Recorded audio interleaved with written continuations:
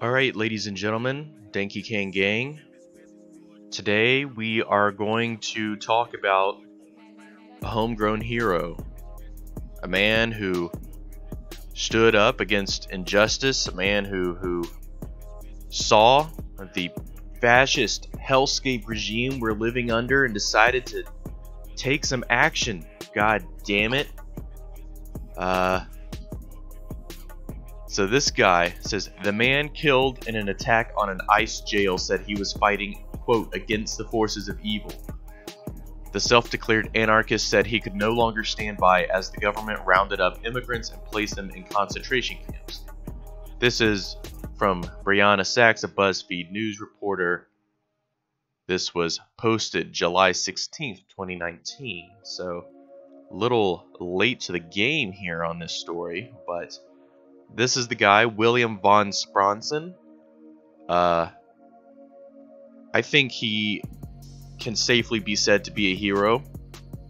Someone who is standing up against fascism, somebody who's standing for the liberation of the immigrants, the end to these concentration camps. But let's see what this article has to say. It says, the man who died after being shot by Washington State Police Saturday while tossing lit objects at vehicles and buildings outside an immigrant detention center self-identified as an anti-fascist, or Antifa, who was motivated by the recent immigration raids and deportations launched by the federal government. William von Spronson, a musician and carpenter from Vashon Island near Seattle, showed up outside a privately owned detention center for Immigration and Customs Enforcement around 4 a.m. Saturday, hours after an organized protest at the facility. Armed with a rifle, he began throwing incendiary devices at vehicles, lighting one car on fire, and attempting to burn buildings and a propane tank, according to Tacoma police. In his Facebook post, his daughter Ariel Van Spronson said she believes that he blew up his own car, her old 2002 VW GTI, which I had loaned to him. Oh, that sucks. Why'd you do that, dude? Responding officers opened fire, killing the 69-year-old. The Pierre County Medical Examiner's Office said Monday that von Spronson died of multiple gunshot wounds. The 4 officers involved were placed on paid administrative leave as the investigation continues, the department said. Last year, von Spronson was one of 10 people arrested at a protest outside of the detention center. The Jesus Christ, I can't read today. The New Tribune reported. According to the newspaper, von Spronson was accused of jumping on a police officer as the officer was attempting to detain a 17-year-old. Von Spronson later pled guilty to obstructing police. But you know, that is real practice here, or praxis. When the pigs try to take an anti-fascist into custody, you have to try to prevent that. You have to try to keep the pigs from getting their grubby little fucking hands on our fellow comrades. Now, am I saying in this video, go out and throw some firebombs at an ICE facility? Not a good idea, dog. Unless you're wanting to die, yeah, not a good idea. But I think this was an act of suicide from this guy. I think he knew full well what was going to happen to him. But let's keep going. It says, that 17-year-old, who's now 18 and a lead organizer with the Seattle Anti-Fascist Action, told BuzzFeed News that von Spronson was active in a number of far-left communities in Seattle, but no one saw this coming from him because he was too soft-powered. Teen asked that his full name not be used for privacy reasons. Before attacking the facility, von Spronson sent a letter to friends that he titled a written manifesto, which detailed his motivation to, quote, take action against the forces of evil, specifically fascism and concentration camps. One woman, Deb Bartley, who had known Van Spronson for 20 years, told the Seattle Times that she believed the act was a suicide. The 3-page declaration outlined his hold on. Alright. The three-page declaration outlined his unshakable abhorrence of injustice, which he wrote is what brings me here. Von Spronson described growing up in post-war Holland and France, promising to never be the one who stands by as neighbors are torn from their homes and imprisoned for somehow being perceived as lesser. I am Antifa, he wrote, though later adding that he was not affiliated with any organization. Von Spronson described the semi-automatic weapon he used in the attack as a cheap, home-built, unregistered Ghost AR-15 with 6 magazines.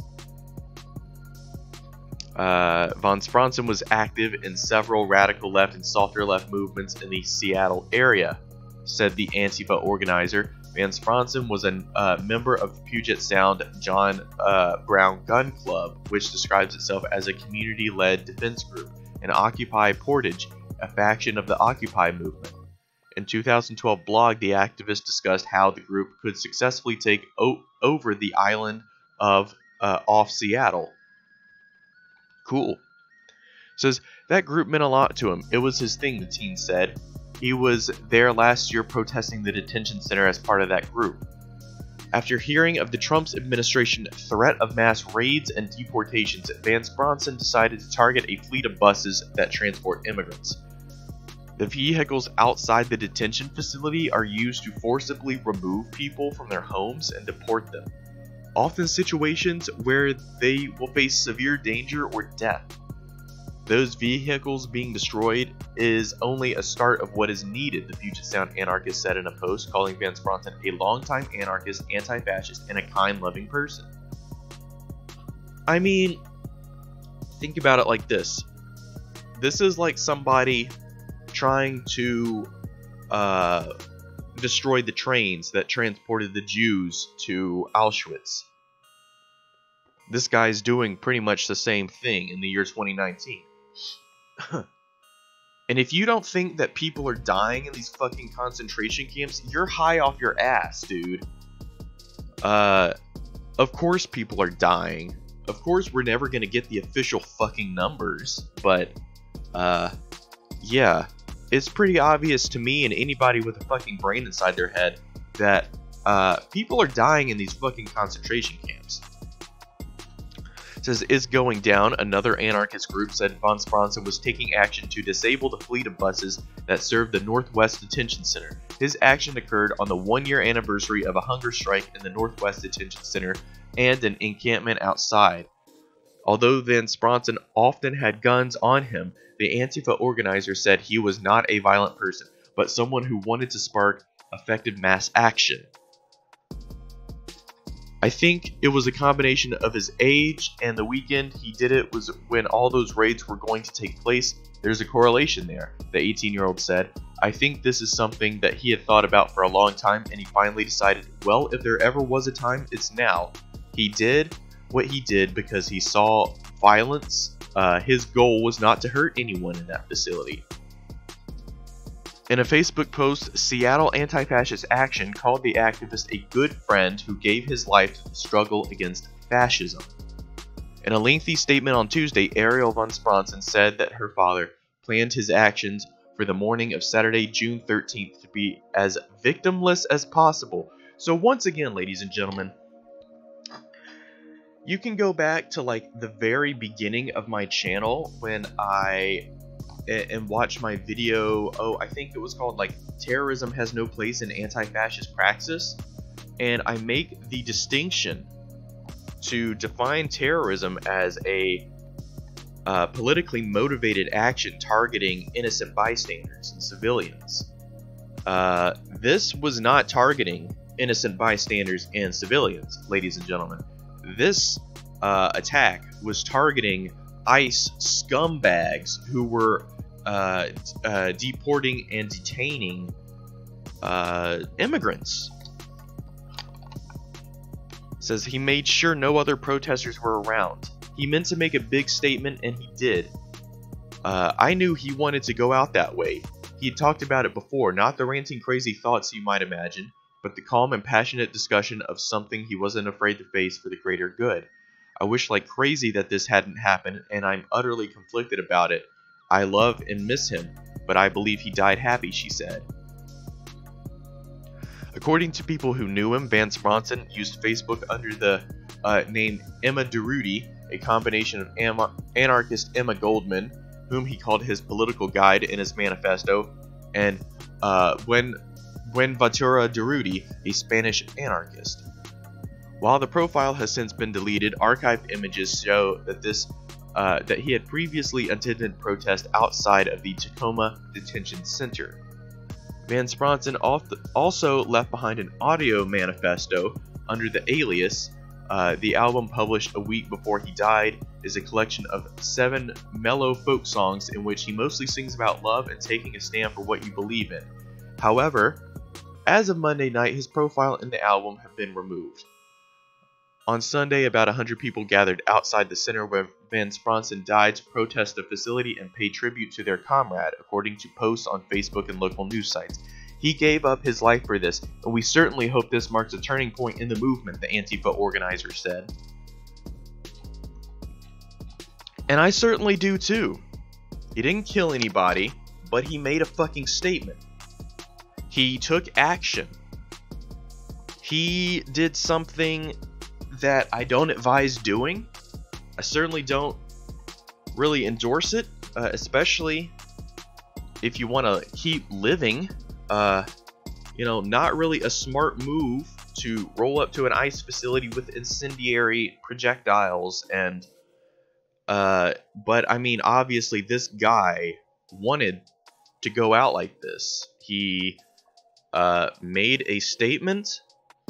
He drew the fucking line in the sand and he said, I'm not gonna take this bullshit anymore. And while you're not gonna see me do anything like this, I'm not gonna be one of those fucking liberal, just limp-dicked liberals that condemns this guy's actions. But speaking of limp-dicked liberals, if you watch my program with any that condemns this guy's actions, let's look at what old David Pakman had to say. Irregularity, you probably won't be shocked to hear me say that I'm against violence, I'm against terrorism, I'm against criminality and vandalism. So I have to call it out no matter who the perpetrators are. And there's a story that's... Okay, so you're against violence, you're against terrorism.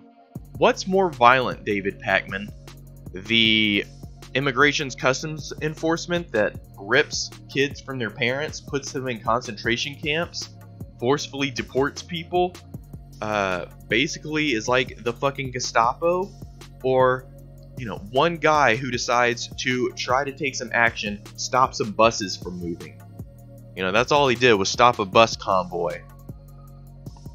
It's gotten relatively little coverage, but is extremely disturbing, which is that a self-described anti-fascist and anarchist showed up at an ICE facility near Seattle, Washington, firebombed the place, attempted to burn cars, buildings. I'll have the details for you in a second. The man ultimately died after being shot by police. He actually said that he was motivated by the recent immigration raids and deportations that the Trump administration has been undertaking. And the facility in question had actually had an organized protest earlier in the day, and the firebomber showed up after hours, very early the following morning, 4 or 5 a.m., threw incendiary devices, lit a car on fire, tried burning down buildings and a propane tank, and generally wreaked havoc. We're talking about a 69-year-old, and as I mentioned, police ultimately shot him dead. Now, the same guy was arrested last year at a protest outside the same detention center after allegedly jumping onto a police officer. I'm really eager to hear what David has to say about this.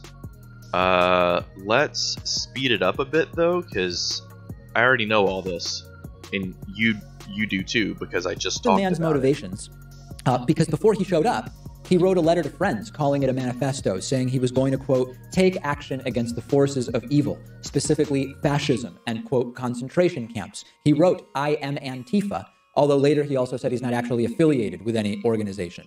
So, listen, when these things happen, it's important for progressive... Okay, and with this, I feel like I should state that these kinds of actions, these lone wolf actions, they've been criticized before. I mean, you can look at the Narodniks in Tsarist Russia. They were a group of people Lenin's own brother was a Narodnik, who basically believed that the action of one person or a hero in the crowd could sort of jumpstart and motivate the left into action. And I mean, like, that could kind of work, I guess, maybe, but Lenin's approach was more, we need a vanguard party of the most ideologically pure and revolutionary members of the working class to lead the revolution, not just these weird lone wolf dudes who basically want to be like Batman and roll up with incendiary bombs. But keep in mind that this guy, I'm not denouncing what he did. What he did is to the benefit of humanity as a whole, because he's countering fascism.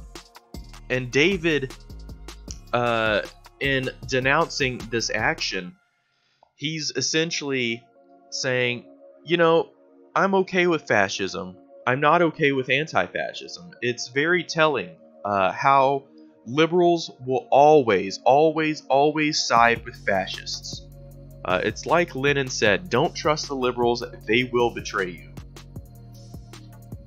Commentators to talk about it. When we don't, we do two things. Number one, we give the right ammunition to claim that the left only covers right-wing violence and to say that we are hypocrites. We don't want that. We are not. The hypocrisy right now is mostly on the right, and we need to keep it that way.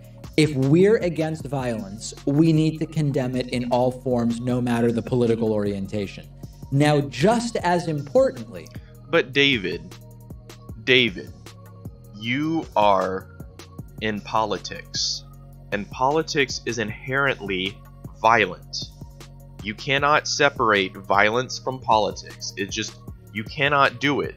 And anything otherwise is this bougie fucking reactionary naivete that just needs to go away, David. You need to examine reality a little bit more and learn how fucking power structures work and political structures work, and they're reinforced by the point of a gun, David. They're not, people don't choose to follow laws and society and obey their superiors because of any kind of sense of patriotism or duty. It's more the fact that somebody's got the guns, somebody's got the money.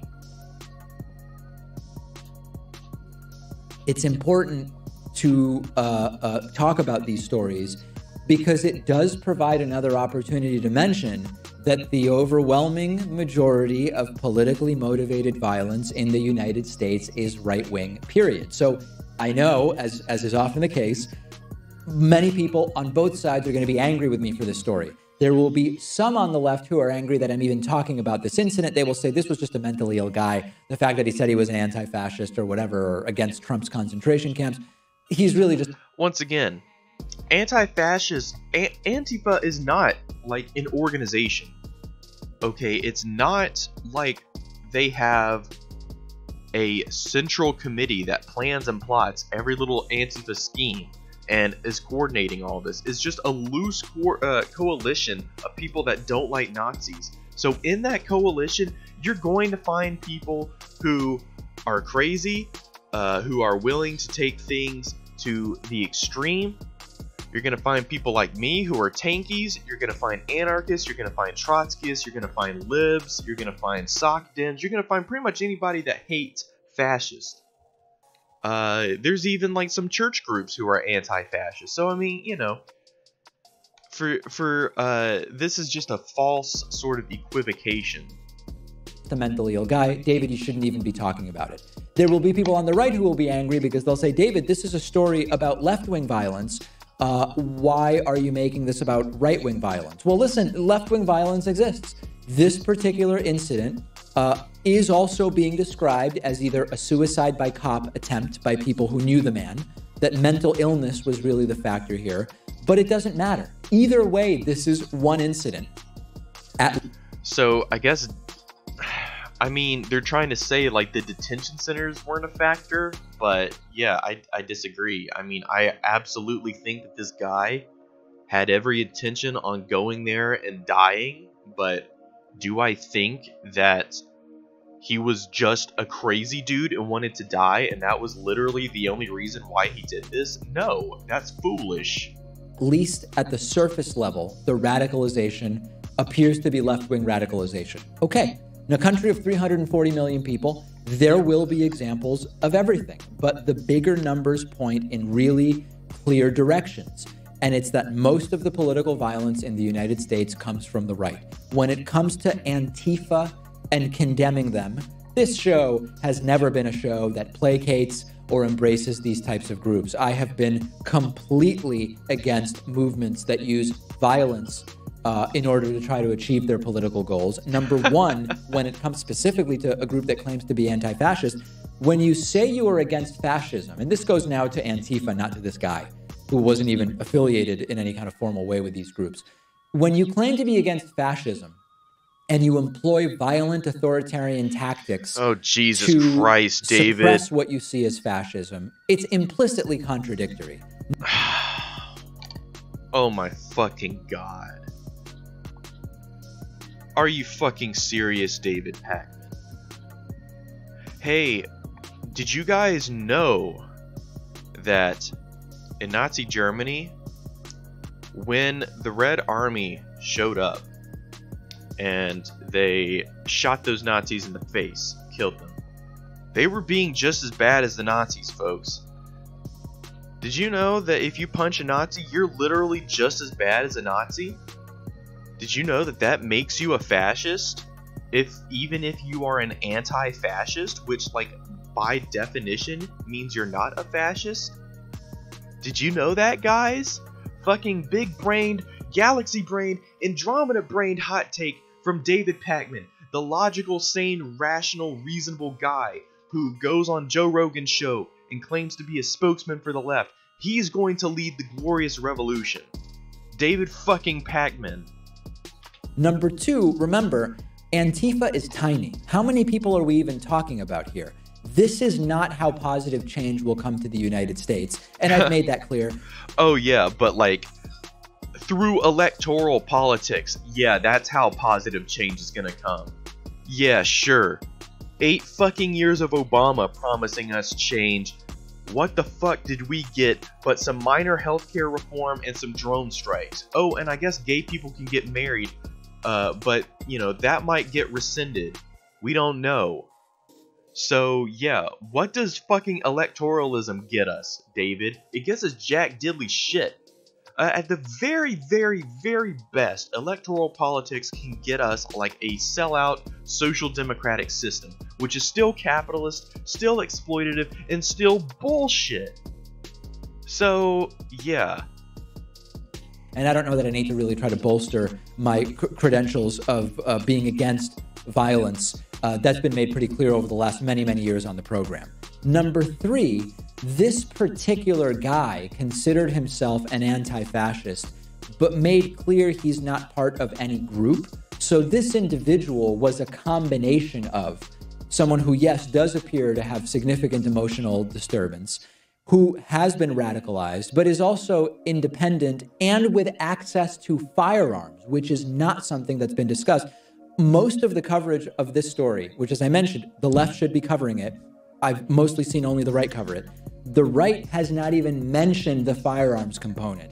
If you're going to seriously talk about what's going on here, talk about the radicalization against fascism and against Trump's deportation. Sure, that's a part of it. Talk about mental illness. That's often a part. Yeah, we gotta talk about this radicalization against fascism. You know, because fascism, this is what the libs do, ladies and gentlemen. This is what the libs do. Fascism has now become normalized. You heard it here, folks. These crazy Antifa guys are radicals. They are radicals against fascism. Well, you can definitely count me among them. I am a radical against fascism. I fucking hate fascism.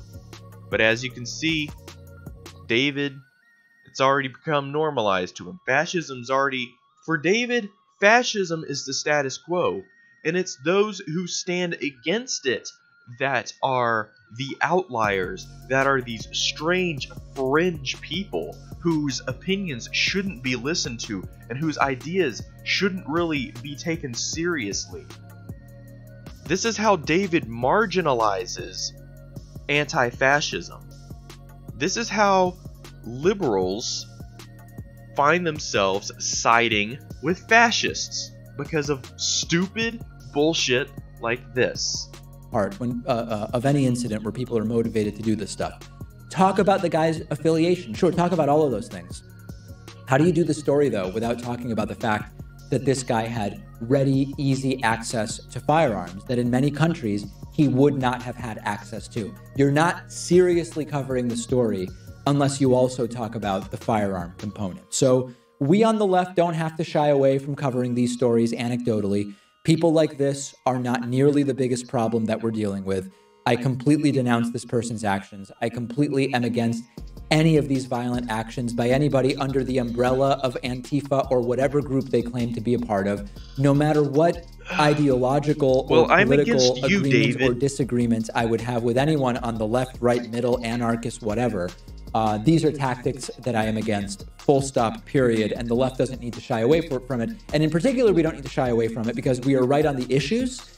And again, most of the violence, if you really want to deal with political violence in the US, you were disproportionate. Okay, so this is another liberal notion that I see pop up time and time again. Oh, we're right on the issues, so we don't need to use violence to take action. We don't need to use direct action. Well, David, it's all well and good that we are on the right side of history, but history, David, is written by the motherfucking victors. And how do you win, David? How do you win? Because let me tell you something, David Pakman. This is not a virtue signaling competition. Politics is violence, David. Politics is violence. Get that through your liberal bougie fucking head. And learn that you cannot have state power without pushing down other groups of people. You cannot claim to be... You can't claim to be against ICE and also condemn anti-fascist action that targets ICE. In the same fashion that you can't claim to be against Hitler but condemn like actions that went against Nazi Germany. It's the same fucking thing, David. Like I said, I don't agree necessarily with this guy's approach. But nobody died except for him. His goal was not violence. His goal wasn't to go into a Walmart and shoot up a whole bunch of people to start the race war, unlike the fucking Chud Cruzius in El Paso.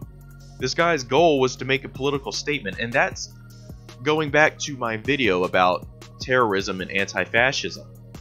I said that would be like pretty much the only way you would see like left-wing quote-unquote terrorism, if you really wanted to call it terrorism, which I disagree with. I don't think it is. But it would be to make some kind of a statement. It would be to destroy a statue or a building or a symbol, something like that. It wouldn't be to kill people. It wouldn't be to inspire like mass panic and fear. It wouldn't be to try to instigate some kind of race war. But all of this is to say, I don't really agree with these tactics. I don't agree with these sort of lone wolf tactics. I think if you're going to do direct action, it's much better to do it as a group than it would be to do just this sort of lone wolf. I'm just gonna chuck some fire bombs at some cop cars and some buses and hope that, you know, when I get shot, you know, I die, so I can't get taken into custody. I don't know what his whole thought process was, but to denounce this guy is to basically diminish what he was trying to do. And what he was trying to do was stand up to fascism, stand up to injustice. And I mean, we can see here how liberals like fucking David Pakman always side with fascism in the end. They always throw the Antifa under the bus. It's a real shame. But let's keep going, because I don't want to mischaracterize you or take you out of context, little Daddy Pakman. Hurt your little baby boy feelings. Definitely dealing with right-wingers who are the source of that violence. Disagree with me? Many of you might. I'm open to hearing from you. Change my mind about anything that I've said here. All right. I'm on Twitter at @dpakman. The show is on Twitter at David Pakman Show. We have a tremendous, tremendous Friday show for you today. All right, so I'm going to go, David Pakman, to your Twitter, and I'm going to post this video. I'm going to go to your Reddit, and I'm going to post this video. I'm probably going to get downvoted this shit, and who knows, you might even show up in the comments and call me a troll and a shill and fucking, oh, what else did you call me? A leech? Someone who mischaracterized you? Just some crazy fringe leftist whose opinion isn't even worth listening to? I disagree, David. I think your opinion is not worth listening to. I think my opinion on this issue, my take on this issue, a lot better and a lot more substantive than yours, David. So, you know, clap back at me, or, you know, I'll probably hear back from you or your fanboys or something like that. But yeah, looking forward to that.